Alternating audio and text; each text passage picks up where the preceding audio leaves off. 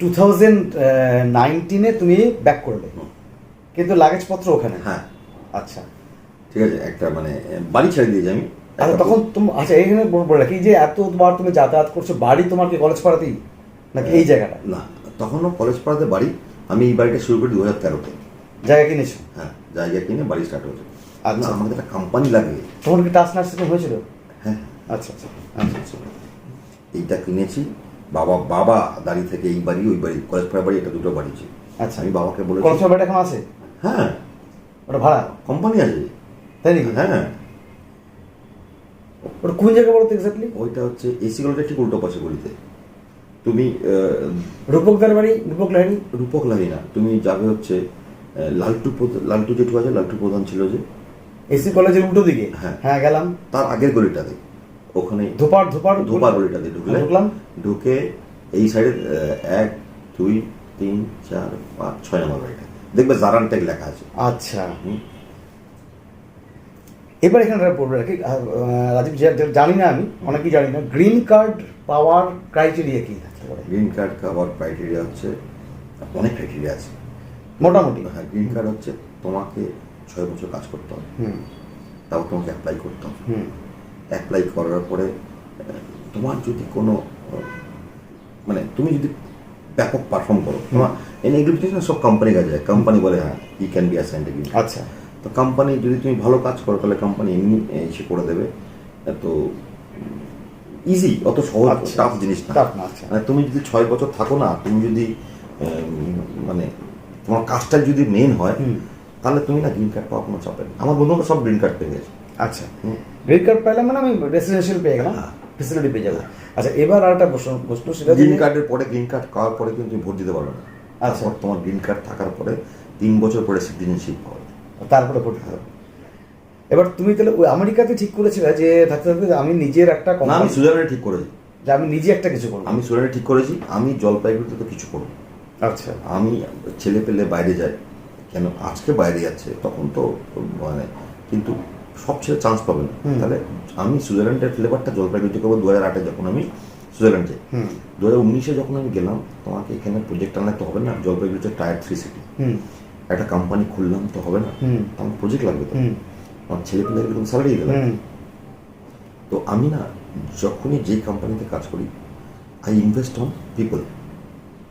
মানে যেই কোম্পানির যে মালিক, কোম্পানির যত লোকজন আছে, কি করি, ধরো এক্সাম্পল বলছি, তোমাকে ধরো তুমি কাজ করতে, you are suppose to work for 8 hours. আমি কি করতাম, ক্লায়েন্ট একটা রিকোয়েস্ট করলো, রাজীব এই কাজটা করে দেবে, আমি জানি এই কাজটা কোথায় 4 ঘন্টা লাগবে, ঠিক আছে করে দেবে।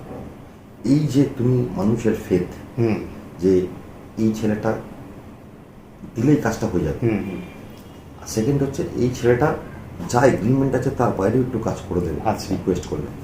এটা হচ্ছে তুমি ইনভেস্ট করছো অন পিপল, মানে মানুষের উপরে, মানে এটাই করতে হয়। তো তো এই যে প্রজেক্ট আসলাম, ওইখানকার একটা প্রজেক্ট নিয়ে আসলাম, পার্মানেন্ট প্রজেক্ট। কোথাকার? ইউএসএ? আচ্ছা, নিয়ে আসলাম, নিয়ে এসে আর্জিটা স্টার্ট করলাম এখানে। তখন কি এই বিল্ডিংটা তুমি পুরোটাই? না, তখন এইটা ছিল না, হ্যাঁ পুরো বিল্ডিং হয়ে গেছে, ওই একটা মিটিং রুমটা শুধু ছিল। আচ্ছা আচ্ছা, এবং এটা তোমার নিজস্ব অর্জন করা অর্থ দিয়ে? হ্যাঁ হ্যাঁ, মানে এতদিন ধরে বাইরে যা তোমার যা যা একদম রোজগার আদি হয়েছে।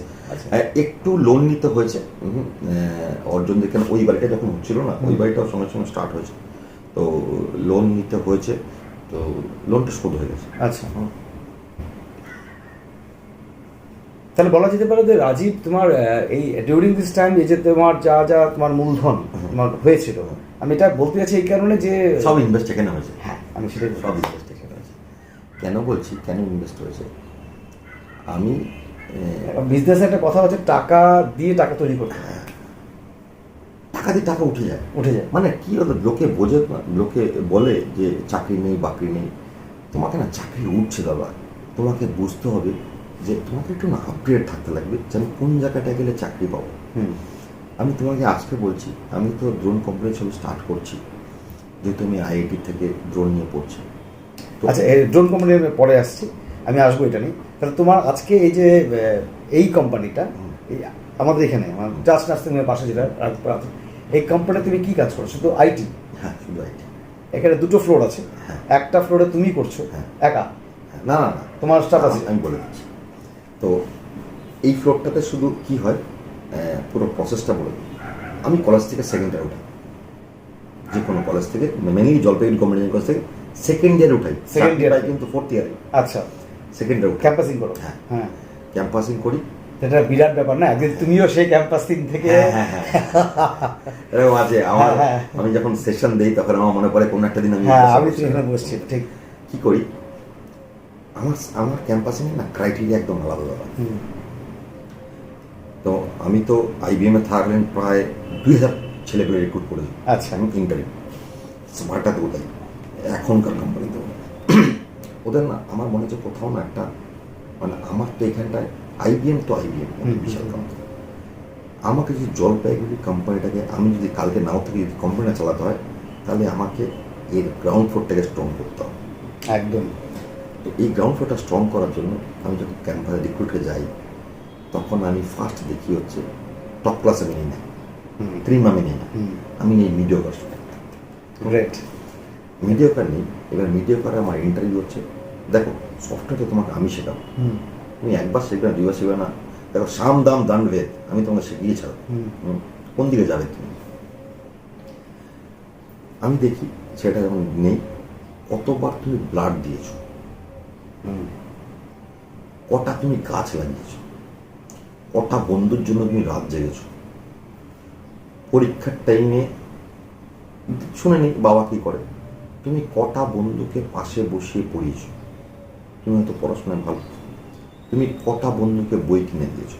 মানে আমার না সেট অফ কোশ্চেনগুলো একদম আলাদা, অসাধারণ, অসাধারণ লাগে। তো তো সামনে প্রশ্নটা করছি না, আমি ভেরি প্লেসড, মানে রাজীব যে গুণ, রাজীব গুণী থেকে গেল। হ্যাঁ, দেন।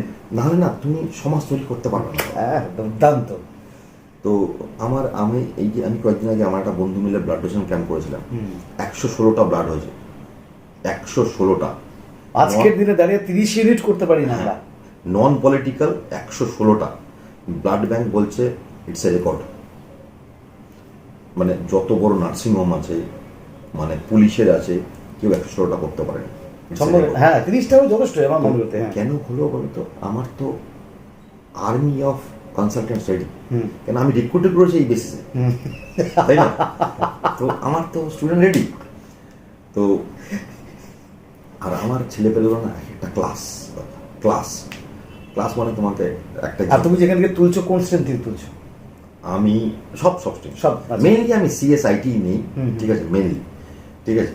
এইবার দেখা গেল জলপাইগুড়ি একটা ছেলে মাধ্যমিক, উচ্চ মাধ্যমিক, ইঞ্জিনিয়ারিং এর ব্যাপক রেজাল্ট করেছে, কিন্তু মেকানিক্যালের, আমার ওর প্রতি লেবারটা একটু বেশিতে লাগে, ঠিক আছে, কিন্তু আমি তুলে নিই, মেরে গেছে। হ্যাঁ তুলে নিই, আমাকে লেবারটা বেশি লাগে।